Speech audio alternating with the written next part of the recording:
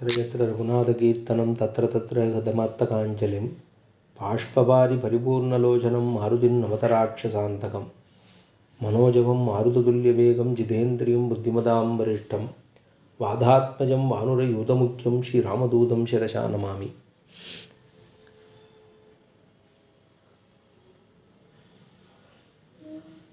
இந்த ஸ்ரீ ராமாயணம் அப்படிங்கிறது மகாகாவியம். இந்த பாரத தேசத்திலே இருக்கக்கூடியதான மிக முக்கியமான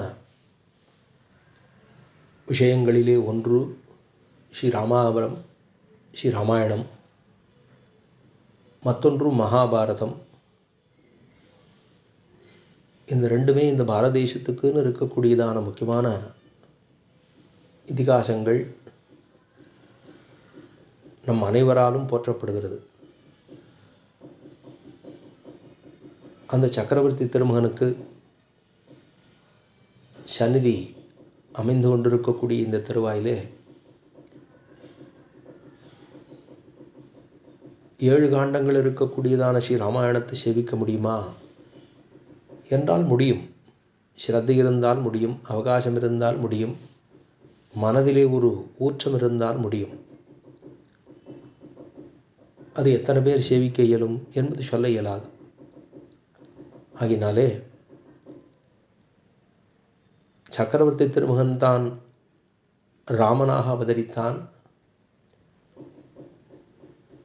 அதாவது ஸ்ரீமன் நாராயணனே ஸ்ரீராமனாக திருவதாரம் செய்தான்.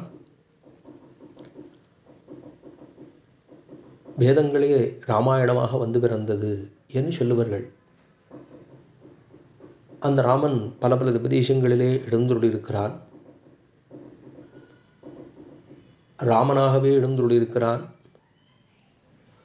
அவன் அவதரித்ததான உபதேசம் என்னால் திரு அயோத்தியா என்று சொல்லுகின்றோம். ஷரயூவில் இருக்கக்கூடிய தீர்த்தத்திலே அயோத்தியான்னு சொல்லப்படுகிற அபராஜிதான்னு சொல்லப்படுகிறதான இடத்திலே சக்கரவர்த்தி திருமகன் ஸ்ரீமன் நாராயணனே தானும் தசரதனுக்கு பிள்ளையாக அவதரித்தான்.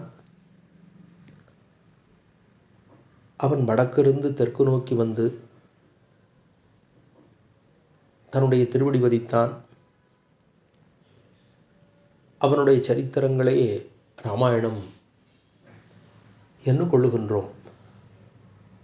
பாலகாண்டம் தொடக்கமாக அயோத்தியா காண்டம் என்ன, ஆரண்ய காண்டம் என்ன, அதுக்கப்புறம் கிஷ்கிந்தா காண்டம் என்ன, சுந்தரகாண்டம் என்ன, யுத்தகாண்டம் என்ன, உத்தரகாண்டம் என்ன என்று 6-7 காண்டங்களாலே கொண்டாடப்படுகிறது ஸ்ரீ ராமாயணம். அந்த ராமாயணத்தை பாராயணம் செய்பவர்கள் இந்த பூலோகத்திலே பலர் உண்டு. அதில் இந்த வருஷம் நம்ம பாரத தேசத்திலே பல காலத்துக்கு சந்நிதி இல்லாமல் இப்போ இருக்கக்கூடிய இந்த விடத்திலே, அதாவது அயோத்தியாவிலே பிரம்மாண்டமான ஒரு சந்நிதியை எழுப்பி அந்த ராம்லாலா அப்படின்னு சொல்லப்படுகிற குழந்தை ராமனுக்கு சந்நிதியை எழுப்பியவர்கள் பல பெரியோர்கள் இந்த தேசத்திலே. அந்த ராமனுடைய குணங்களை கொண்டாட வேணும். ஏன்னா அதை கொண்டாடி முடிக்க முடியாது. குணவான் என்று வால்மீகி கொண்டாடுகிறார். 16 விதமான கல்யாண குணங்களை கொண்டவன் எம்பெருமான் ஸ்ரீராமன். ஒரே நேரத்திலே ஒரே விடத்திலே பலருக்கும் பலமுகமாக தன்னுடைய கல்யாண குணங்களை கொடுப்பவன், காட்டுபவன் ஸ்ரீராமன். ராமராஜ்யம் ராமராஜ்யம் என்றே கொண்டாடுவர்கள் அன்றிருந்த பெரியோர்களும் இன்றிருக்கக்கூடிய பெரியோர்களும். ராமன் தான் அவதரித்த காலம் என்ன, அதுக்கு பிற்பாடாக இருக்கக்கூடிய பின்னானார் வணங்கக்கூடிய சோதியாக பல இடங்களிலே எழுந்துள்ளிருக்கக்கூடிய எம்பெருமான்கள் என்ன, பல பிரதேசங்களிலே எம்பெருமான் ராமனாக அயோத்தியா ராமன் இருந்தாலும் மற்ற பிரதேசங்களிலே எம்பெருமான் ஏன் அங்கே கண்டமென்னும் கடிநகரிலே புருஷோத்தமனாக ராமனாக தானும் எழுந்துருளி உள்ளான். தங்கையை மூக்கும் தனையனை தலையும் தரித்த என் தாசரதி என்று பெரியாழ்வார் கொண்டாடுகிறார். வடக்கிலிருந்து ஆரம்பித்தோமேயானால் பல பிரதேசங்களிலே எம்பெருமான் ராமனாக எழுந்துருளி இந்த உலகமே வாழ்ந்து போகும் வண்ணம்தான் அருள் பாலித்து கொண்டு வருகிறான். அந்த ராமனுடைய சந்நிதியாக அயோத்தியாவில் நடக்கக்கூடிய இந்த விசேஷமான உற்சவம் எல்லோராலும் போற்றப்பட்டு பெரியோர்களாலே நியமிக்கப்பட்டு இப்போ நடக்கக்கூடியதான ஆட்சிபீடத்தில் இருக்கக்கூடியவர்களாலே அது நியமிக்கப்பட்டு பல விமரிசையாக அது கொண்டாடப்படுகிறது. அந்த வகையிலே நாம் பெரும் பாக்கியம் பெற்றுள்ளோம். அந்த பெரும் பாக்கியத்தை பெற்றாலும் ராமனுடைய விசேஷமாக இருக்கக்கூடியதான சுந்தரகாண்டம், அந்த காண்டத்தை சேவித்து ராமனுடைய சத்தையை பெறுவோம் என்று பிரார்த்தித்து கொண்டு இன்றைய தினம் சில ஸ்லோகங்களை, சர்க்கத்தில் இருக்கக்கூடிய ஸ்லோகங்களை, கிட்டத்தட்ட சர்க்கங்கள் சுந்தரகாண்டம் அப்படின்னு பார்த்தால் கிட்டத்தட்ட 60க்கும் மேல் இருக்கக்கூடிய சர்க்கங்கள் உண்டு. கடைசியாக பூர்த்தி அப்படின்னு சொன்னால் ராமனுடைய பட்டாபிஷேகமாக பல உபதேசங்களை சொல்லலாம். 68 சர்க்கங்கள் இருக்கக்கூடியதான இந்த சுந்தரகாண்டம், அதில் பல பல ஸ்லோகங்கள் நம்மையெல்லாம் உஜ்ஜீவிக்கும் பொருட்டாக பல பல விஷயங்கள் சொல்லப்பட்டுள்ளது. அந்த எம்பெருமானை நினைத்து கொள்ளுவோம். அவரவருடைய கிரகத்திலேயே இருந்து அத்தை சேவிக்கலாம். விசேஷ தர்மம் என்ன, சாமானிய தர்மம் என்ன என்பது புரிந்து அத்தை நாம் அனுஷ்டிக்க வேணுமாக பிரார்த்தித்து கொள்ளுகிறோம். ராமன் அப்படின்னு சொன்னாலே ரொம்ப ரம்யமானவன். அந்த திருநாமம் எவ்வளவு உயர்ந்ததென்னால், சகஸ்ரநாமத்தில் இருக்கக்கூடிய 1000 திருநாமங்களுக்கு ஈடாக ஒரு திருநாமத்தை சொல்ல வேணுமே, அது எந்த திருநாமம் என்ன ஒரு உபாயத்தை பற்றி கொண்டு ஆரென்னும் பற்ற வேணும் என்னால் எந்த திருநாமத்தை சொல்ல என்று பார்வதி தேவி பரமசிவனாரை கேட்க, அதற்கு அவர் சொன்னதுதான், கேனோ உபாயேன லகுனோ விட்டோன் நாம சகஸ்திரகம் பட்டிதேர் பண்டிதே நித்தியம் சோதுமிச்சாமியகம் பிரபோ அப்படிங்கிற கேள்வியை பார்வதி தேவி கேட்க, அதற்கு பதிலாக ஈஸ்வர உவாச்ச ஸ்ரீ ராம ராம ராமேதி ரமே ராமே மனோரமே சகஸ்ரநாம தத்துல்யம் ராமநாமவரானனே என்று ஸ்ரீராமனுடைய திருநாமந்தான் அதுவே உயர்ந்த திருநாமம். அந்த திருநாமத்துக்கு ஈடாக மற்றொரு திருநாமத்தை சொல்ல ஒண்ணுமா? ஏன்னா அவ்வளவு உயர்ந்த திருநாமம் ஸ்ரீராமன், ஸ்ரீராமஹா, ஸ்ரீராமஹா என்றும் மே ராமஹா ராஜீவலோச்சனஹா என்னும் என்னுடைய ராமன் கண்கள் செந்தாமரை கண்ணனாக இருக்கக்கூடியதான எம்பெருமான் என்று பலவாறு கொண்டாடப்படுகின்றதான தசரதனாலே கொண்டாடப்பட்டு, ரிஷிகளாலே கொண்டாடப்பட்டு, என் எதிரிகளும் கூட கொண்டாடும்படியாக, அதான் ரொம்ப முக்கியம். எதிரிகள் கூட ராமனை கொண்டாடுகிறார்கள். அரக்கர் குலமே கொண்டாடுகிறது. ராவணன் தோற்றுப்போனான். எம்பெருமானுடைய சௌரியத்துக்கு தோற்றுப்போனவன். ராமனுடைய அழகிலே தோற்றுப்போனவள் சூர்பனகை. ராமனுடைய சீலகுணத்துக்கு தோற்றுப்போனவன் விபீஷணன். ஆக பலவாரும் தோற்றார்கள், பலரும் தோற்றார்கள். அந்த எம்பெருமானுடைய அழகுக்கு ஆழங்கால் படாதவர்கள்தான் யார் என்று பார்க்கிற பொழுது அந்த ராமனானவன் பல பிரதேசங்களிலே எழுந்துள்ளிருக்கான்னு பார்த்தோம். தெல்லைநகர் திருச்சித்திரகூடம் தன்னுள் குலசேகர பெருமாள் தானும், அதாவது ராமாவதாரத்துக்குன்னு அவதரித்து பிறந்ததான ஆழ்வார் குலசேகர ஆழ்வார். அவர் தெல்லநகர் திருச்சித்திரகூடம் தன்னுள் என்று அங்கனிடுமதில் சூழ் அயோத்தி என்று சொல்லி ஆரம்பித்து 10 பாசுரங்களாலே ஸ்ரீராமனாகவே அங்கே இருக்கக்கூடிய கோவிந்தராஜ பெருமாளை கொண்டாடுகிறார். அதை சேவித்தாலே அது ராமாயணத்தை சேவித்த பலன் என்று நாம் பார்க்கிறோம்.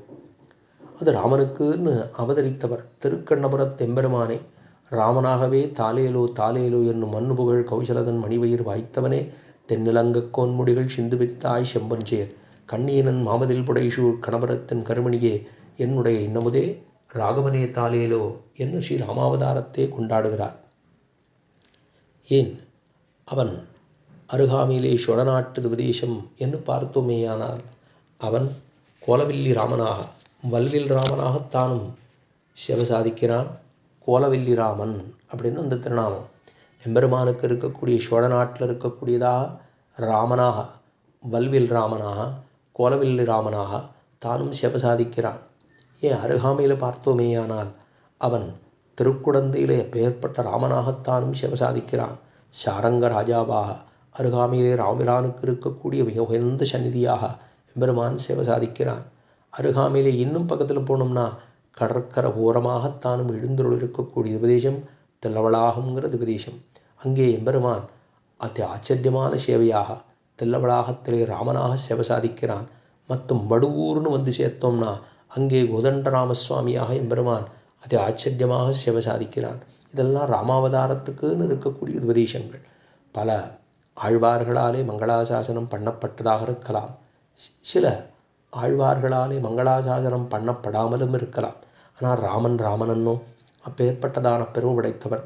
ஏன் இதெல்லாம் விட்டுட்டோம்னா தெற்கு கடற்கரைக்கு ஓரமாக போயிட்டோம்னா தானும் தர்பசயனமாக பெருமாள் இருக்கக்கூடிய இடமே தர்பசயனமாக அவன் பெருமாள் இருக்கக்கூடிய ராமனாக ஜெகநாதனாக இருக்கக்கூடிய திருப்புல்லானி திவ்யக்ஷேத்திரத்திலே அங்கும் ராமனாக அப்படின்னு பார்த்தோம்னா பலவிடங்களிலே ராமன். வடுவூரிலே ராமன், தெல்லவளகத்திலே ராமன், அவன் புருஷோத்தமன் என்று சொல்லப்படுகிறதான அதாவது கண்டமன்னும் கடிநகரிலே ராமனாக, இப்படி பல பல உபதேசங்களில் எம்பெருமான் ராமனாக எழுந்துள்ளிருக்கான். இதெல்லாம் ஒரு பக்கம் இருந்தாலும் அத்தனை உபதேசங்கள் ராமன் ராமன் ராமன் சொல்லிட்டு இருக்கோம். உபதேசங்கள் ஆழ்வார்கள் மங்களாசாசனம் பண்ணதுன்னு அத்தனை உபதேசங்கள் ராமனாக இருக்கார். ஆனால் அதை காட்டிலும் முதன்மைத்த உபதேசமாக இருக்கக்கூடியது திருவரங்கம் பெரிய கோவில்னு சொல்லப்படுகிற இடத்திலே உற்சவமூர்த்தி நம்பெருமாளே ஸ்ரீராமனுக்கு பிரதிநிதியாக அவரைத்தானே ராமனாகவே கொண்டாடுகிறார்கள். எல்லாரும் சொல்லாடல ஆச்சாரியர்கள் அத்தனை பேரும் ராமன் ராமன் ராமன். அந்த நம்பெருமாள் இருக்காரே அவன் ராமனுக்கு பிரதிநிதியாக அவருக்கு திருமுன்பாகத்தான் சுவாமி எம்பெருமானார் சரணாகதியை அனுஷ்டித்தான்னு பார்க்குறோம். அத்தனை பெருமைப்படைத்ததான திருவரங்கம் முதலாக திருவரங்கம் ஆரம்பமாக என்னுடைய கடைசியாக எதுக்காக சொன்னேன்னா இதெல்லாம் சொல்லிட்டு இவையெல்லாம் நமக்கு நம்பெருமாள் பக்கலிலே காணலாம்னு சொல்ல வேண்டும் இல்லையோ தானே பூர்வாச்சாரியர்கள் சொல்லி போந்தார்கள். இவையெல்லாம் நமக்கு நம்பெருமாள் பக்கலிலே காணலாம்.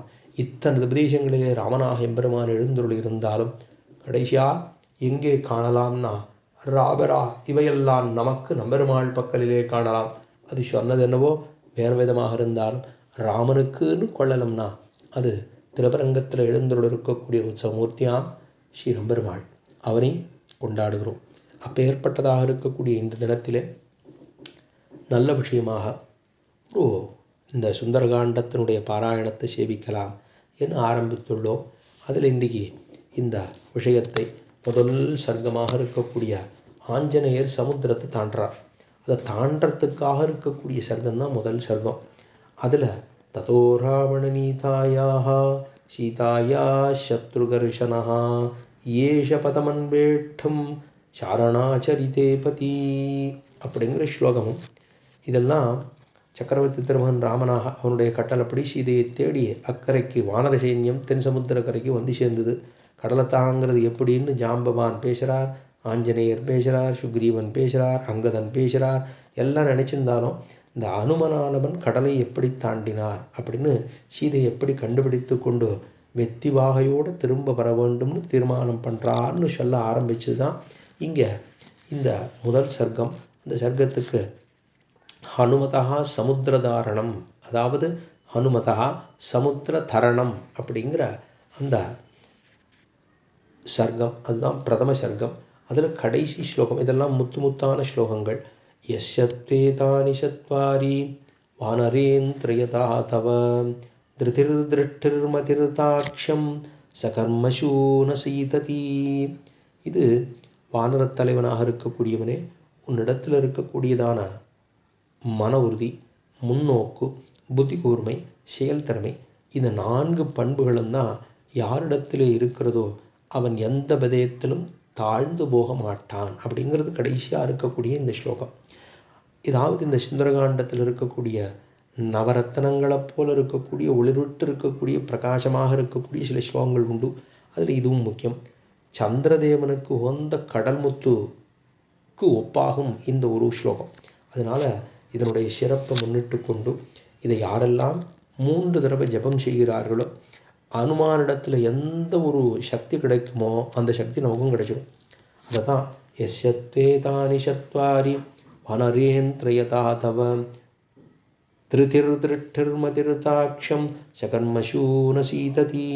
யஸ்யத்வேதானி சத்வாரி வனரேந்திரயதா தவ திருதிர்திருஷ்டிர்மதிர்தாட்சம் சகர்மசூன சீததி அப்படிங்கிற ஸ்லோகம்.